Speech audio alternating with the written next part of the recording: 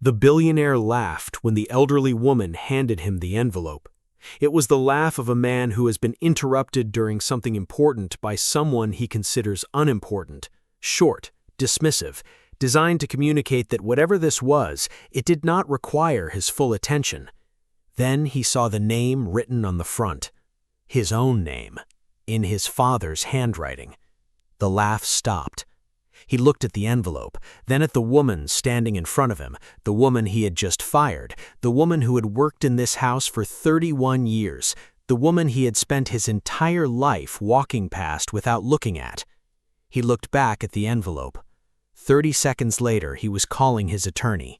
5 minutes later, he was canceling every meeting on his calendar. And before sunset, he would discover 3 things that would change everything he believed about his family, his fortune, and himself. First, that his father had hidden a secret for 26 years. Second, that Agnes Kamara had been the reason his father had anything left to hide. Third, that the document in that envelope, combined with what Agnes held in a locked box in her apartment, gave her the legal authority to remove him as CEO of his own company. He had fired her at 9 in the morning. By 9 that evening, he would understand that firing Agnes Kamara was the most consequential mistake of his professional life, and that his father had known from the moment he sealed that envelope that this day was coming. Her name was Agnes Kamara, and she had worked in the Hargrove household for 31 years. She had arrived at 34, hired as a housekeeper by Edward Hargrove when his son was 7 years old. She had come with 2 references and a quiet competence that Edward had identified immediately and valued for the rest of his life.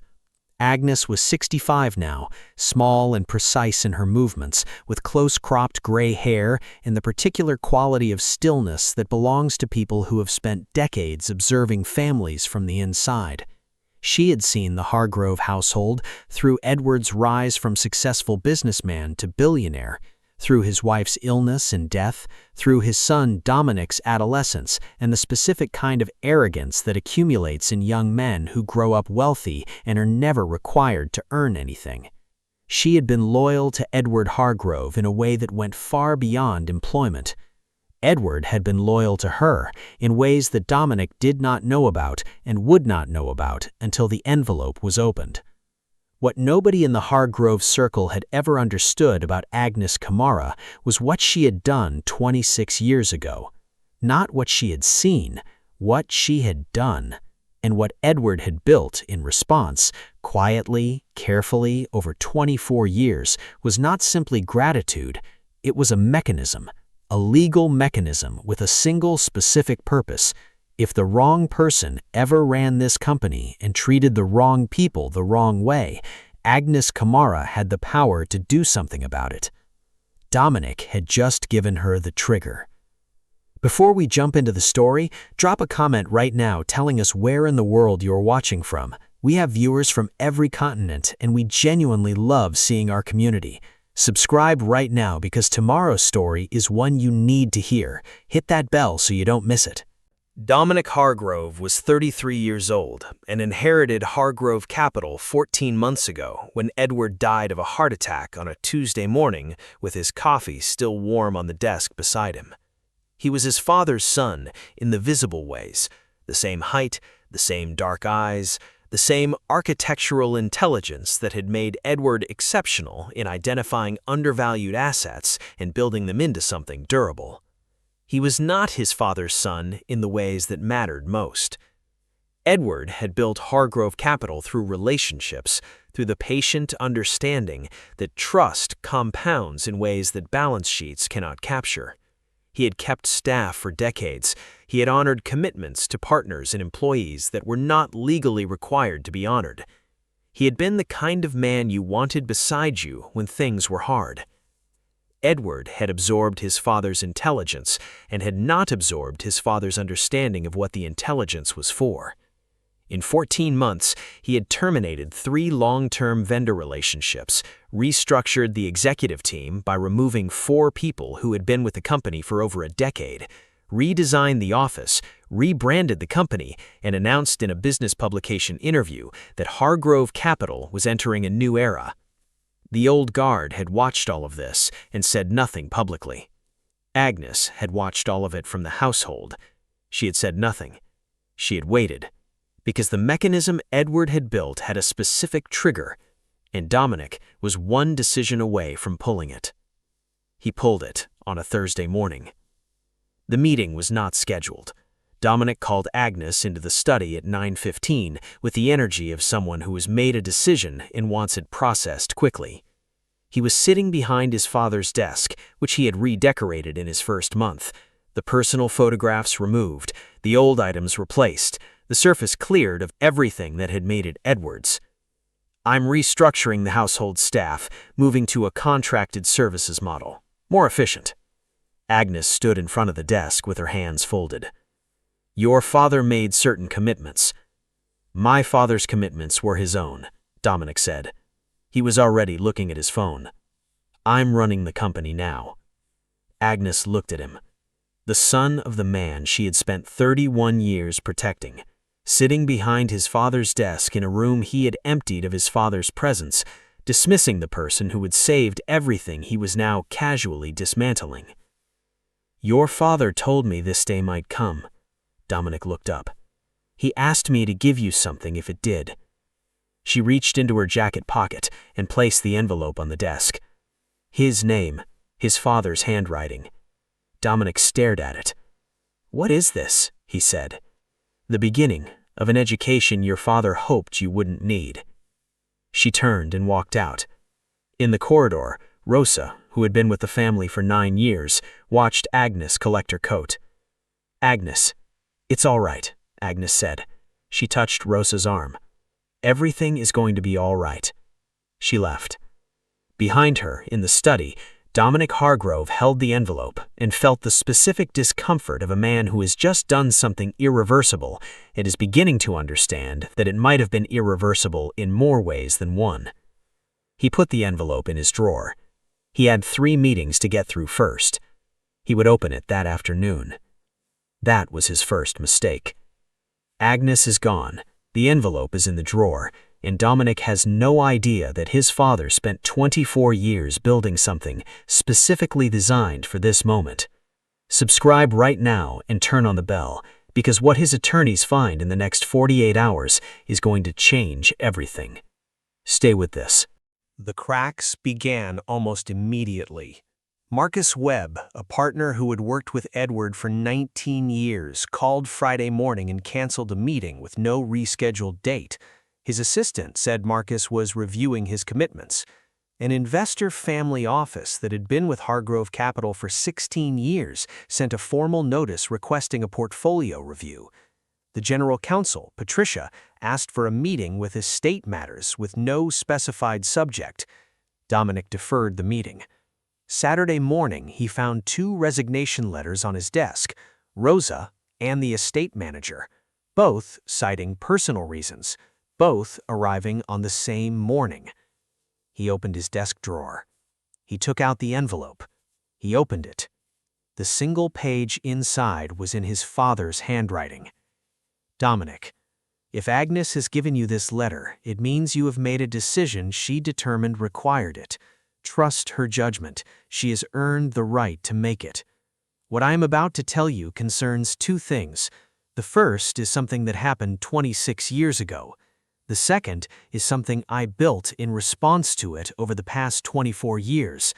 The second thing is what you need to understand most urgently. Agnes holds documents that give her the authority to request an emergency board review of your leadership of Hargrove Capital. This is not a metaphor. It is a legal instrument I created, structured and filed with the company's founding documents in a provision that your legal team will confirm is valid and enforceable.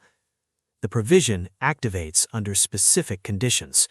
One of those conditions is the dismissal of long-term household employees without cause, the termination of company partnerships with more than 15 years of history without board approval, and several other conditions that Patricia noted with the specific care of someone choosing his words, described precisely the actions Dominic had taken in the past 14 months.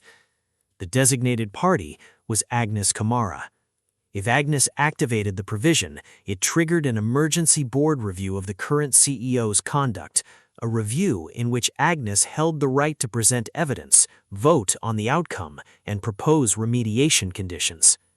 "She can remove me," Dominic said. Patricia was quiet for a moment.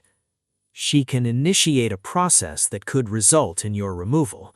The board votes, but she controls the trigger, and she controls a significant portion of the vote."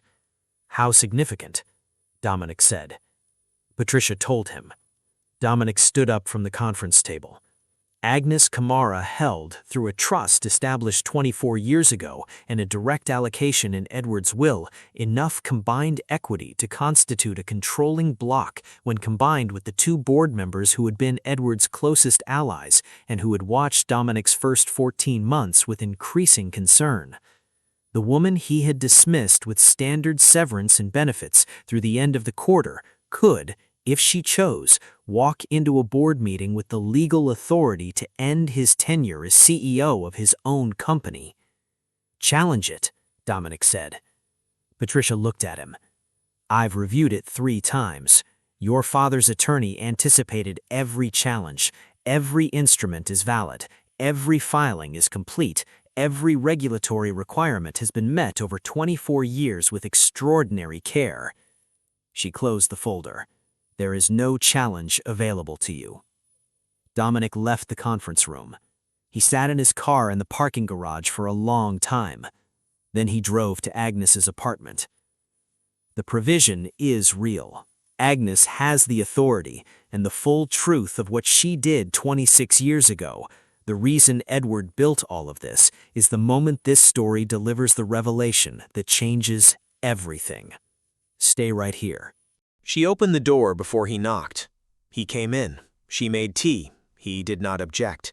She placed a locked wooden box on the table between them, opened it with a key on her keychain, and took out a manila folder. Inside, a set of documents, a smaller envelope, and a photograph showing Edward Hargrove as a young man standing outside a building with 2 other men. "Who are they?" Dominic said. "Your father's original partners, Bringen and Carver." She told him the story.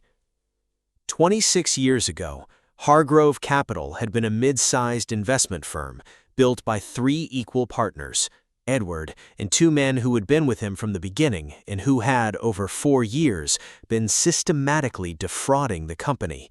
Not dramatically, carefully, through legitimate-looking transactions that individually made sense and collectively described a different reality. Client funds redirected, performance figures reported to investors that did not reflect actual returns, regulatory filings accurate in structure and false in substance. Edward had not known. Agnes had found out. Not through investigation, through the accumulated awareness of someone who has been inside a household for years and learned to read the texture of things. Documents left carelessly in rooms where she worked, conversations not intended for her. She had understood, with the intelligence of a woman who managed complexity for a living, that the numbers she overheard did not match the filings she saw passing through the house. She had brought it to Edward, at this same kitchen table. She placed the original documents on the table now, the ones she had quietly preserved, the ones that showed the original figures before a judgment, the ones that constituted the evidence of a fraud that would have destroyed the company within the year if it had continued. "He wept," Agnes said simply. "Right here, at this table." Dominic looked at his father's signature on the documents, at the dated records, at the evidence that his entire inheritance had been saved by a woman sitting across from him, drinking tea. "But with my evidence," Agnes continued, "your father was able to remove Brennan and Carver through civil proceedings, quietly, without the criminal trial that would have destroyed the firm's reputation, even if he won. He spent 4 years rebuilding. Everything you inherited, the firm, the reputation, the fortune, exists because of what happened at this table 26 years ago. Dominic looked at her. "But that's not everything," he said. He had read his father's letter. He knew there was more. Agnes reached into the folder. She placed a second document on the table. 3 years after Brennan and Carver were removed, she said, your father discovered something he had not known during the fraud investigation. She let Dominic read. The document was a private investigator's report, dated 23 years ago. It detailed a pattern of behavior that extended beyond the company fraud. Brennan and Carver, after their removal from Hargrove Capital, had attempted to rebuild using the same methods at a different firm. They had also, the report detailed, identified Agnes as the source of their exposure at Hargrove and had made specific, credible threats against her. Dominic looked up. "They threatened you," he said. "They were specific about it," Agnes said. "Your father hired protection without telling me for 14 months. He also hired the investigator to build a counter-record, evidence that if the threats were ever acted upon, would result in criminal charges against both men." She paused. "He told me about all of this after it was resolved." Dominic looked at the table. "He protected you," he said. "After I protected him, yes." "And the provision," Dominic said, "the board clause, the shares." Agnes folded her hands. "He came to me 5 years after the threat was resolved and told me he wanted to formalize what I represented to the company. I refused payment. I had refused it from the beginning. He said, 'I am not offering you payment. I am offering you protection. What you did for me exposed you to risk you did not choose. I will not leave you without the means to protect yourself after I am gone.'" She looked at him steadily. "We argued about it for 3 years. He built it anyway." "The board provision," Dominic said. "He built that in." "He told me," Agnes said, "that the greatest risk to everything he had built was not external. It was the possibility that the person who inherited it would not understand what loyalty meant. He said, 'Agnes, if that day comes, I want you to have the means to correct it. Not destroy it, correct it.'" She looked at him. "That is all I have ever wanted to do." Dominic sat at the kitchen table in the small apartment of the woman who had saved his inheritance and felt the full weight of 14 months of decisions arrive in him simultaneously. "Why didn't you tell me any of it before today?" "Because your father hoped you would never need to know," Agnes said. "He hoped you would be the kind of man who made this unnecessary." She held his gaze. He was not always right about everything. Patricia confirmed what Agnes held. The provision was valid. The equity position was real. The board clause, combined with Agnes's shareholder standing and the alignment of 2 long-term board members who had been watching Dominic's tenure with mounting concern, constituted something that Dominic's attorney described privately as a genuine and immediate threat to his continued role. Victor Webb, Marcus's son, who sat on the board and had known Edward Hargrove since childhood, called Dominic on Monday morning. "I understand you've reviewed the documentation," Gerald Forsyth said when he called an hour later. "Yes," Dominic said. "And you understand Agnes Kamara's legal position?" "Yes." "Good," Gerald said. "Then you understand that the board is convening a preliminary review in 10 days, and that you have 9 days to determine what you want to say when you sit in front of us." Dominic said nothing. "Your father," Gerald said, more quietly, "was one of the most careful men I ever knew. I spent 20 years watching him build things. I watched him build Hargrove Capital, and I watched him build his relationship with Agnes Kamara." A pause. "I never fully understood the second thing until this week." Another pause. "I think you should go and talk to her. Not with attorneys, not about shares, just talk to her." He hung up. Dominic sat at his desk. He looked at his father's empty desk space. At the walls he had cleared of photographs and replaced with something modern and anonymous. He thought about Agnes saying, "He hoped you would be the kind of man who made this unnecessary." He picked up the phone. He called Agnes and asked if he could come back. She said yes. The board review is 10 days away. Agnes has the authority to end Dominic's tenure as CEO. What happens at the kitchen table between them, without lawyers, without boardrooms, without anything except two people in the truth, is the scene this entire story has been building towards. Stay right here. He arrived Saturday morning. Tea was already made. He sat across from her at the small table and looked at the manila folder and the locked box and the photograph of his father at the beginning of everything. "I owe you an apology," he said. Agnes waited. "Not because of the shares," he said. "Not because of the board.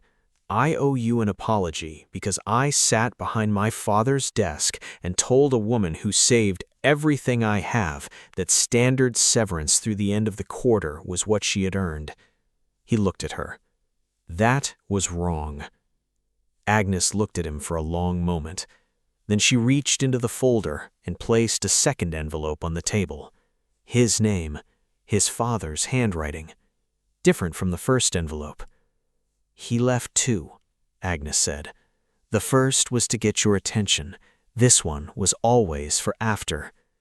Dominic picked it up and opened it. The letter was 3 pages. He read it in silence while Agnes sat across from him and waited with the patience of someone who has been waiting a long time and can wait a little longer. Some of what was in those pages belonged only to Dominic. 2 passages he later shared. The first: "Agnes did not save the company, Dominic. She saved us. There's a difference that matters. Companies can be rebuilt from ruin. What she protected was the specific version of our story in which you grew up in a house built on integrity rather than on the ashes of what Brennan and Carver would have left. I cannot repay that. I have spent 24 years trying to honor it." The second: "I built the provision because I know what inherited power does to people who have not yet earned what they are holding. I built it not as punishment, but as correction. The same way a good teacher doesn't fail a student. They make failing impossible to avoid." I hope you were sitting at Agnes's kitchen table when you read this. I hope she made you tea, and I hope you are beginning to understand that the person I trusted most in this world was the person you walked past every day of your life without looking at. Look at her, Dominic. She has been worth looking at this entire time." Dominic set the letter down. He looked at Agnes. She looked back at him. "He said," Dominic said quietly, "that the person he trusted most was the person I walked past every day without looking at." "Yes," Agnes said. "He was right." Agnes was quiet. "What do you want? Not legally, not the board. What do you actually want from this?" Agnes placed her hands flat on the table. "Restore what was broken. Rosa, the estate manager, the partnerships your father built that you terminated because they were inconvenient, the commitments he made to people who had spent decades earning them." She held his gaze, not as punishment, as acknowledgement that those things had value, that the people connected to them had value. She paused. "And I want you to understand, genuinely understand, not legally, why your father built what he built." "Because of what you did for him," Dominic said. "Because of what loyalty looks like when it is real," Agnes said. "Your father understood that. He built a company on it. He built a fortune on it." She looked at him steadily. "And then he built a safeguard into the company's founding documents because he was not certain his son had learned it yet." Dominic was quiet for a long time. "Had I?" he asked. "Before today?" Agnes considered this with the honesty of someone who does not give easy answers. "No," she said. "But you were here, without attorneys, asking the right question." She looked at him. "Your father would have considered that a beginning." Dominic looked at his father's letter on the table between them. "I'll call Gerald," he said. "I'll tell him there's no review necessary." "I know," Agnes said. "You already withdrew the trigger," he said. It was not a question. He had seen it in Patricia's eyes when she called that morning to say the board review had been deferred pending resolution. "I withdrew it the moment you called and asked to come back, without attorneys." Dominic looked at her. "You were waiting to see if I would come to you." Agnes said, "Your father said, if he comes to her without lawyers, Agnes, then the lesson has begun. If he sends lawyers, begin the process." Agnes looked at him. "You came yourself." "He knew me," Dominic said. "Better than you knew yourself. For now." She poured more tea. The calls started Monday. Rosa first. She listened in silence and called back Wednesday and said yes. The estate manager took longer but returned. Marcus Webb took a 40-minute conversation during which Dominic said things he had not said to anyone in 14 months, including admissions about decisions he had known were wrong and made anyway because the alternative required acknowledging that he did not yet know how to steward what his father had built. Marcus rescheduled the meeting. The vendor relationships were complex. 2 of the 3 agreed. The third had moved forward but accepted terms that acknowledged the damage the termination had caused. The 4 executives received calls. 2 returned. 1 declined but accepted a consulting arrangement. 1 did not respond, which Dominic accepted as the answer it was. Agnes met with Gerald Forsyth and 2 other board members, not as an adversary, not as a power play, but as a shareholder whose history the board deserved to understand. Gerald listened to the full account of 26 years with the quiet of a man revising a very long record. When it was finished, Gerald looked at the documents. "Your father," Dominic said, who was present, "was more careful than any of us understood." "Yes," Dominic said, "he was. He trusted her completely." "I know. I'm beginning to understand what that meant." Gerald looked at Agnes. "He built a legal instrument to protect you." "He was a thorough man," Agnes said. Gerald nodded. "He was also," Gerald said, "apparently a very good judge of character." He was looking at Agnes when he said it, but Dominic understood that it applied to both of them. 6 months after the Thursday morning when Agnes had handed Dominic the envelope and walked out of a house she had worked in for 31 years, she returned, not as housekeeper, not as staff, as a formal member of the company's advisory board, a role that had not previously existed, created by Dominic and confirmed by the board, with specific responsibility for long-term relationship stewardship, compensated properly, present at the meetings that mattered, visible in the way that 31 years of invisibility had made her the wrong kind of invisible for too long. The household felt different. Rosa moved through it with the ease of someone who has come home to a place that has corrected itself. The estate manager returned to routines that ran well again. The institutional memory that Dominic had cleared out in 14 months began, slowly, to be rebuilt. Not identically, not as a replica of Edward's era, but with the understanding that the people who know the history of something are essential to its future. One afternoon, 6 months in, Dominic walked past the kitchen. Agnes was sitting at the small table near the window, reviewing documents, the afternoon light across the papers, a cup of tea nearby. He stopped in the doorway. She looked up. "Your father used to stop there," she said, when he had something on his mind. Dominic looked at the table. "He spent a lot of time in this kitchen," he said. "He did. He said it was the only room in the house that felt honest." Dominic was quiet. "I owe him something I can't give him, for not understanding sooner." Agnes looked at him for a moment. "You are here now," she said. "He would have considered that enough." She looked back at her documents. Dominic stood in the doorway of the kitchen for another moment. Then he went back to work. Edward Hargrove kept a secret for 26 years.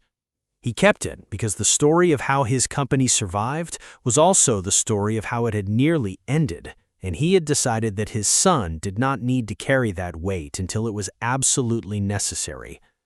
But he had not kept it without preparation. He had spent 24 years building a mechanism, not a trap, not a punishment, but a correction, a legal instrument designed with extraordinary precision to activate under specific conditions and do one specific thing: force the person running his company to stop, to sit down at a kitchen table and to understand what they were actually holding. Agnes Kamara had saved everything Edward had built. She had done it at a kitchen table 26 years ago by telling a powerful man the truth he needed to hear. And Edward Hargrove had spent the rest of his life making sure that if the day ever came when his son needed to hear the same kind of truth, Agnes would have both the right and the authority to deliver it. Dominic fired her at 9 in the morning, thinking she was invisible. By 9 that evening, he understood that she had never been invisible. He had simply never looked. The secret his father kept did not destroy him. It corrected him, which was, as it turned out, exactly what Edward Hargrove had always intended, and exactly what Agnes Kamara had always been willing to do. Edward built a mechanism. Agnes waited 31 years to use it. Dominic needed 9 days to understand why it existed. The secret didn't ruin him, it remade him, but only because Agnes chose correction over destruction, and only because Edward, 31 years ago, had the wisdom to look at a woman who had just saved his life and understand that she was the most important person in the room. Now, I want to know what you think. First question: if you were Agnes and you had been dismissed after 31 years with standard severance and benefits through the end of the quarter, would you have activated the board provision immediately? Or would you have done what she did, waited to see if he would come to you on his own terms first? Second question: Edward built a legal mechanism to protect Agnes and correct his son. Do you think that was wisdom or control? Was he right to build something that could remove his own son from the company he built? Or did he go too far? There is no wrong answer. Tell me in the comments. I read every single one, and I genuinely want to know where you stand. And before you go, drop a comment telling us where in the world you are watching from. Our community spans every continent, and we love seeing it. If this story moved you, share it today with someone who needs to be reminded that the people we walk past without looking are often the people holding everything together. And if you are not subscribed yet, this is the moment. Hit that button. Turn on the notification bell. Tomorrow's story is already written, and you do not want to miss it. I will see you there.